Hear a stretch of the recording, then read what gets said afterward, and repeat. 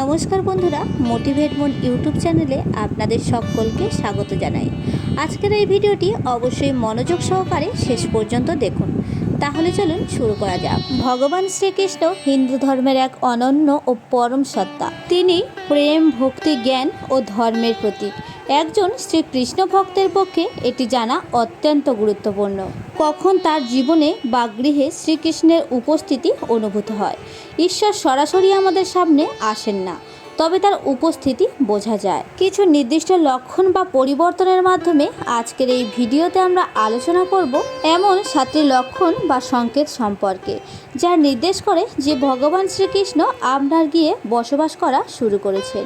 বন্ধুরা, মূল আলোচনায় প্রবেশ করার আগে আপনারা যারা এই চ্যানেলে নতুন, তারা অবশ্যই চ্যানেলটিকে সাবস্ক্রাইব করে পাশের বেল আইকনটি অন করে দেবেন এবং ভিডিওটি ভালো লাগলে অবশ্যই একটি লাইক করবেন। তাহলে চলুন জেনে নেওয়া যাক। প্রথমত, গৃহে শান্তি ও সৌন্দর্য বৃদ্ধি। বন্ধুরা, যখন ভগবান শ্রীকৃষ্ণ কোনো গৃহে উপস্থিত থাকেন, সেখানে স্বাভাবিকভাবে এক আধ্যাত্মিক শান্তি আসে। পারিবারিক কলহ, উত্তেজনা ও মানসিক অস্থিরতা ক্রমে হ্রাস পেতে থাকে। ভগবান শ্রীকৃষ্ণ শান্তি ও ভক্তির প্রতীক। যেখানে তিনি থাকেন সেখানে কাম, ক্রোধ, লোভ, মোহ ধীরে ধীরে বিদায় হয়ে গিয়ে সদস্যদের মধ্যে পারস্পরিক শরণাবৃত্তি, সহিষ্ণুতা, প্রেম বৃদ্ধি পায়।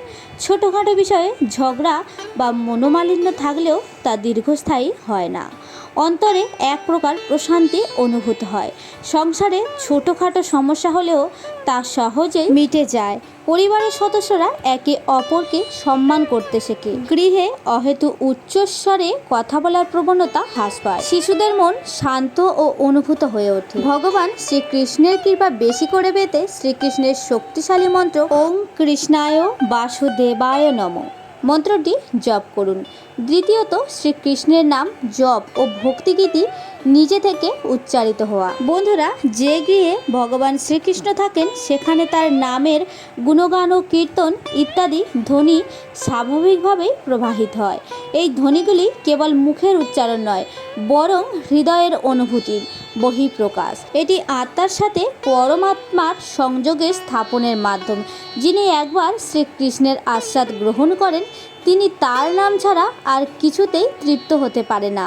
এই রকম গৃহে রাতে ঘুমোতে যাওয়ার আগে কিংবা সকালবেলায় হরে কৃষ্ণ হরে রাম শব্দজপ ধ্বনিত হয়। হঠাৎ করে মনে হয় ভগবান আপনার পাশে আছে। পরিবারের কোনো সদস্য ভগবানের গান শুনলে অন্যেরাও এসে যোগ দেয়। কোনো রকম প্রশিক্ষণ ছাড়াই পরিবারের কেউ বাঁশি বাজানো শিখে যায়। এই সময় আপনি ভগবান শ্রীকৃষ্ণের কৃপা আরও বেশি করে পেতে কৃষ্ণ মন্ত্র জপ করুন। তৃতীয়, গৃহে অর্থনৈতিক স্থিতিশীলতা ও সমৃদ্ধি বৃদ্ধি পাওয়া। বন্ধুরা, যেখানে ভগবান শ্রীকৃষ্ণ বাস করে সেখানকার অর্থনৈতিক দিক ধীরে ধীরে মজবুত হতে শুরু করে। যদিও কৃষ্ণ ধন সম্পত্তির দেবতা নন, তবে তার উপস্থিতি জীবনে ভারসাম্য রক্ষা করে, যা ধনগমনের পথ খুলে দেয়। বন্ধুরা, ভগবান শ্রীকৃষ্ণ নিজে সবার সারথি অর্থাৎ দিশারি। তার নির্দেশে জীবন পরিচালিত হলে ব্যক্তি অযথা অপচয় এবং লোভ থেকে দূরে থাকে। এর ফলে সঞ্চয় বাড়ে, প্রকৃত প্রয়োজনে অর্থ আসে। বিভিন্ন দিক থেকে ভগবান শ্রীকৃষ্ণ আপনার ঘরে বাস করলে হঠাৎ করে ব্যবসায় লাভ দেখতে পাওয়া যায়, চাকরির ভালো সুযোগ আসে, অহেতুক খরচ বন্ধ হয়ে যায়, দান করতে ইচ্ছে হয়। এই সময় যতটা সম্ভব ভগবান শ্রীকৃষ্ণ ও রাধারানীর মন্ত্র জপ করা উচিত। চতুর্থ, স্বপ্নে কৃষ্ণলীলার দৃশ্য বা শ্রীকৃষ্ণের দর্শন। বন্ধুরা, স্বপ্নের জগতে শ্রীকৃষ্ণের আবির্ভাব এক গুরুত্বপূর্ণ সংকেত দেয়। তিনি নানান রূপে, যেমন গোপাল, রাধাকৃষ্ণ ও কুরুক্ষেত্রের সারথি হিসাবে স্বপ্নে ধরা দেয়। ভগবান যখন কারোর প্রতি সন্তুষ্ট হন, তখন তিনি স্বপ্নের মাধ্যমে আভাস দেন যে তিনি তার জীবনে প্রবেশ করছেন।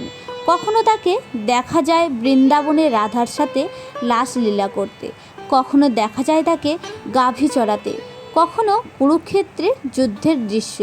এই স্বপ্নে ভক্ত এক অপরিব্যক্ত আনন্দ অনুভব করেন। যদি ঘুম থেকে উঠে মনটা আনন্দে ভরে যায় এবং চোখে জল আসে, তাহলে ভগবান আপনার বাড়িতে বাস করেন। এই সময় শ্রীকৃষ্ণের মন্ত্র জপ করা উচিত।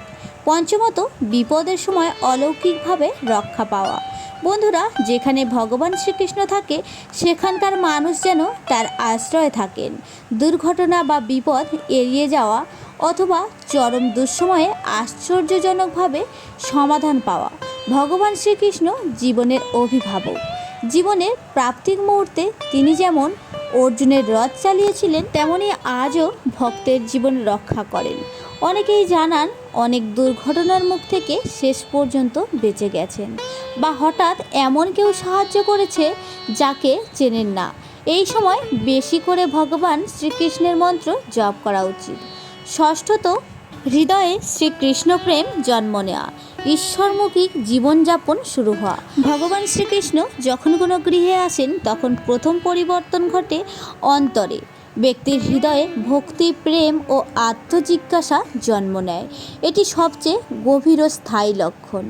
ব্যক্তি জীবনে গ্ল্যামার ও ভোগবিলাস থেকে বিমুখ হয়ে ঈশ্বরমুখী হয়ে ওঠেন। আধ্যাত্মিক বই পড়তে আগ্রহ জন্মায়, দান ধ্যান করতে ইচ্ছা হয়, আর মানুষের প্রতি ভালোবাসা জন্ম নেয়। এছাড়া হঠাৎ গীতা, ভগবত, রামায়ণ পড়তে ইচ্ছা করে। ধ্যান ও জপের অভ্যাস গড়ে ওঠে। অহংকার, হিংসা বা প্রতিহিংসা কমে আসে। জীবনের উদ্দেশ্য নিয়ে ভাবতে শুরু করে। এই সময় যতটা সম্ভব ভগবান শ্রীকৃষ্ণ ও রাধারানীর মন্ত্র জপ করা উচিত। সর্বশেষে বলা যেতে পারে, বন্ধুরা, ভগবান শ্রীকৃষ্ণ কেবল একটি মূর্তির নাম নয়, তিনি একজন জীবন্ত চেতনা, যিনি একজন ভক্তের অন্তরে ও গৃহে বাস করতে পারেন, যদি সেই ভক্ত মন থেকে ও হৃদয়ে তাকে আমন্ত্রণ জানান। ওপরের 6টি লক্ষণ যদি আপনার জীবনে দেখতে পান, তাহলে নিশ্চিত থাকুন ভগবান শ্রীকৃষ্ণ আপনার গৃহে প্রবেশ করেছে। তারই সঙ্গে গৃহ হয়ে ওঠে বৃন্দাবন, আর হৃদয় হয়ে ওঠে রসময়। শেষে বলতেই হয়, যেখানে ভক্তি, প্রেম ও নিরহংকার জীবন এবং কৃষ্ণ নামের ধ্বনি বাজে, সেখানে ভগবান শ্রীকৃষ্ণ সদা বিদ্যমান থাকে। বন্ধুরা, আজকের এই ভিডিওর কথাগুলি যদি আপনাদের ভালো লাগে তাহলে ভিডিওটি একটি লাইক করতে ভুলবেন না। জয় শ্রীকৃষ্ণ।